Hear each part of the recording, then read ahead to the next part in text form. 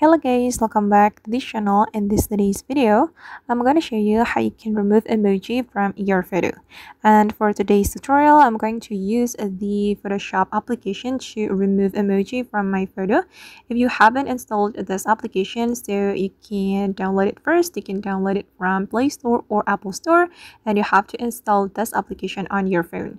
And after that, you just need to open this application, and then you have to choose the photo you want to remove the emoji from. And I'm gonna go with this photo. I'm going to remove the emoji from this photo. After the photo has been imported to the Photoshop project, we can click on this heal option, and here we can draw on the emoji we want to remove. Like this, you can keep drawing until the emoji removed from your photo. Okay, like this, guys. Alright, and this is the result. As you can see that the emoji has been removed from my photo. Then we just need to save this photo by clicking on the save button. Oops.